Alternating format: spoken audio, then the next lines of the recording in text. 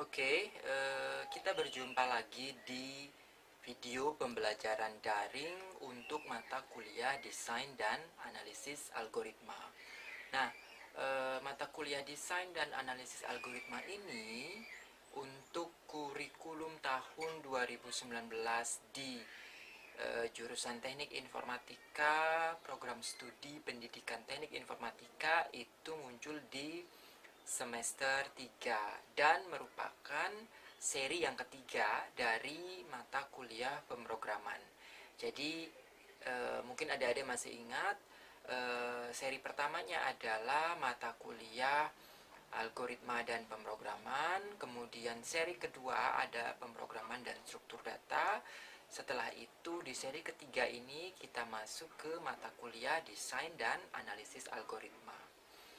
Nah, untuk sesi pertama ini, minggu pertama pertemuan daring kita ini, saya akan memberikan pengantar terlebih dahulu tentang apa isi dari mata kuliah desain dan analisis algoritma ini, sehingga adik-adik bisa mengetahui posisinya dari seri-seri kuliah pemrograman yang sebelumnya sudah adik-adik terima. Ya. Jadi untuk refreshing sedikit bahwa ketika adik-adik belajar pemrograman, belajar memprogram, ada dua hal yang harus dikuasai. Artinya ada dua hal besar yang menunjukkan kemampuan pemrograman adik-adik. Yang pertama adalah kita harus belajar tentang algoritmanya, kemudian yang kedua kita harus belajar tentang struktur datanya. Nah, di masing-masing seri kuliah pemrograman yang sudah kita terima, misalkan yang pertama adalah tentang algoritma dan pemrograman, di seri pertama itu kita fokus tentang latihan-latihan dasar-dasar algoritma. Jadi adik-adik sudah membuat skema-skema algoritma yang paling mendasar, struktur-struktur algoritma yang paling mendasar, mulai dari sekuensial, kondisional, looping.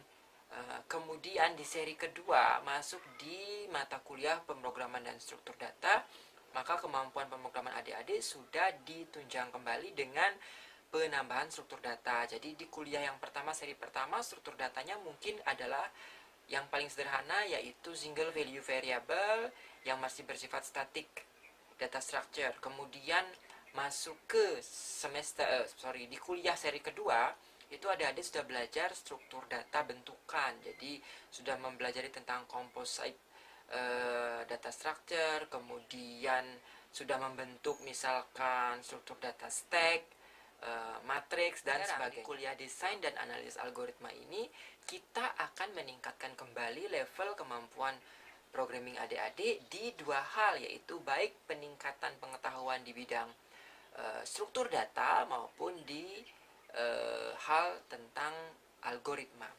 Nah, di mana peningkatan yang akan kita peroleh di mata kuliah desain dan analisis algoritma ini adalah untuk struktur data. Kita akan mulai mempelajari yang tergolong dynamic data structure atau struktur data yang bersifat dinamis. Sebelumnya adik-adik hanya belajar tentang struktur data yang statis. Nah, mungkin masih ingat struktur data yang statis itu seperti apa? Struktur data statis itu adalah struktur data yang tidak bisa dirubah saat perjalanan program itu dilakukan dari segi kapasitasnya terutama. Jadi di awal adik-adik memesan kebutuhan memori berapa untuk struktur data tersebut, maka sampai akhir definisi pemesanannya akan sama, tidak bisa diubah-ubah.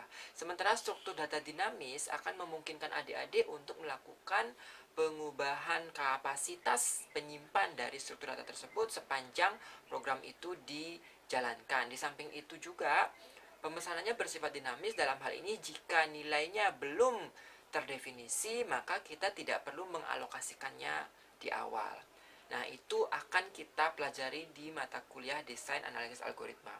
Sementara untuk peningkatan kemampuan pemahaman dari segi algoritma, maka kita akan mulai diperkenalkan dari konsep algoritma rekursif. Nah, algoritma rekursif ini adalah salah satu struktur algoritma fundamental yang dikenal dalam dunia informatika yang diharapkan mampu untuk meningkatkan performansi atau kompleksitas algoritmanya menjadi lebih baik dibandingkan dengan algoritma-algoritma konvensional non-rekursif. Walaupun tidak semua algoritma rekursif akhirnya bisa memberikan solusi terbaik dari setiap permasalahan yang kita temui pada algoritma.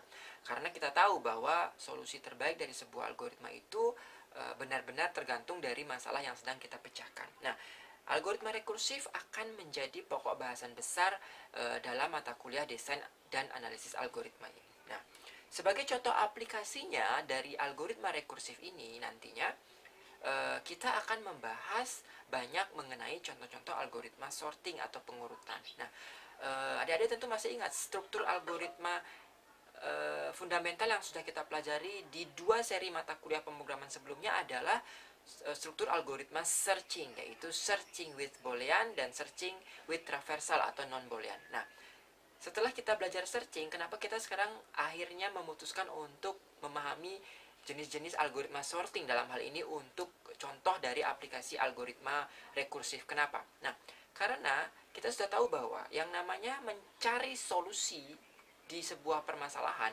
itu tidak lain tidak bukan kita akan menerapkan algoritma searching baik dengan skema traversal atau non-Boolean maupun dengan skema Boolean. Nah, ketika algoritma rekursif itu muncul, banyak sekali akhirnya algoritma rekursif itu diaplikasikan untuk membantu mempercepat proses-proses searching atau proses-proses sorting. Nah, kenapa algoritma sorting ini sangat membantu di searching? Karena kita tahu bahwa mencari sesuatu data dari data yang sudah terurut dan yang belum terurut tentu akan lebih cepat pada data yang sudah terurut, atau dalam hal ini kita sudah mengaplikasikan terlebih dahulu algoritma sorting. Nah, jadi algoritma searching dan sorting ini satu dengan yang lain saling berkaitan, ya. Algoritma searching membutuhkan cost atau biaya, sementara algoritma sorting juga membutuhkan cost atau biaya yang tidak kecil. Maka dari itu diusulkan berbagai solusi termasuk algoritma rekursif. Nah, pilihannya adalah apakah kita mau menerapkan algoritma searching tanpa sorting yang artinya biayanya akan lebih besar dibandingkan dengan kita akan terapkan dulu algoritma sorting, setelah itu baru searching. Nah, seolah-olah memang searchingnya akhirnya tanpa biaya atau sudah dikurangi karena bekerja pada data yang sudah terurut atau sudah disort. Tetapi tidak boleh dilupakan bahwa untuk bisa mendapatkan data yang sudah terurut, kita harus sudah menerapkan algoritma sorting, di mana algoritma sorting juga adalah algoritma yang membutuhkan biaya yang tidak sedikit, membutuhkan cost dalam hal ini waktu dan memori yang tidak sedikit. Nah, artinya pilihan kita ada di peningkatan performansi algoritma searching yang belum diurutkan, atau kita fokus untuk memecahkan masalah algoritma sorting yang juga membutuhkan biaya, namun diharapkan setelah algoritma sorting ini dilakukan dengan baik, maka algoritma searching pada data yang sudah terurut akan dilakukan dengan jauh lebih mudah.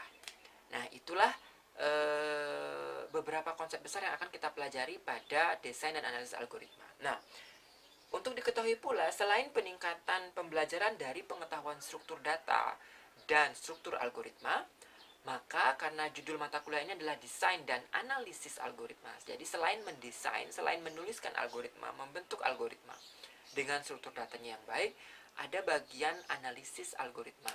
Nah, bagian analisis algoritma ini akan menjadi subpokok bahasan yang cukup besar juga di mata kuliah desain analisis algoritma ini, yaitu kita akan mulai belajar yang dikenal dengan istilah analisis kompleksitas algoritma. Nah, intinya adalah kalau kemarin kita hanya membuat algoritma-algoritma, menuliskan, mendesain struktur algoritma dan struktur data, setidaknya algoritmanya menjalankan, memberikan output yang benar, kita sudah mulai tahap dasar menganalisis mana yang lebih tepat untuk dilakukan, apakah searching dengan Boolean atau searching tanpa Boolean atau traversal. Maka sekarang di tahap ini kita akan benar-benar memberikan analisis secara lebih kuantitatif, jadi menghitung kompleksitasnya berapa dari setiap algoritma yang kita desain, sehingga kita bisa benar-benar membandingkan secara lebih ilmiah apakah satu algoritma akan lebih baik dibandingkan dengan algoritma yang lain walaupun digunakan untuk memecahkan satu masalah yang sama. Jadi di subpokok bahasan analisis kompleksitas algoritma, adik-adik akan bisa mengetahui kenapa algoritma itu memang jauh lebih baik, perhitungannya seperti apa, apanya yang dihitung. Jadi hal apa yang menyebabkan bahwa algoritma tersebut dikatakan jauh lebih baik dibandingkan dengan algoritma yang lain, walaupun kedua algoritma tersebut memecahkan masalah secara benar karena menggunakan struktur data dan struktur algoritma yang solusinya sudah benar. Nah, jadi itulah pokok bahasan yang akan kita paparkan di sepanjang mata kuliah desain dan analisis algoritma ini. Dan ingat, walaupun kita sudah berada sekarang di seri ketiga pemrograman, jangan sungkan-sungkan untuk membuka kembali seluruh pengetahuan yang sudah dipelajari di seri pertama dan seri kedua pemrograman, karena bagaimanapun juga untuk bisa mendesain dan menganalisis algoritma yang lebih kompleks pada mata kuliah desain dan analisis algoritma ini tetap dibutuhkan pengetahuan-pengetahuan dasar yang harus kuat dan fundamental dari mata kuliah di seri-seri sebelumnya, menyangkut tentang struktur data yang paling sederhana, algoritma yang paling sederhana, hingga struktur data dan algoritma yang akhirnya sudah mulai dipelajari di seri-seri kedua di mata kuliah struktur data dan pemrograman kemarin.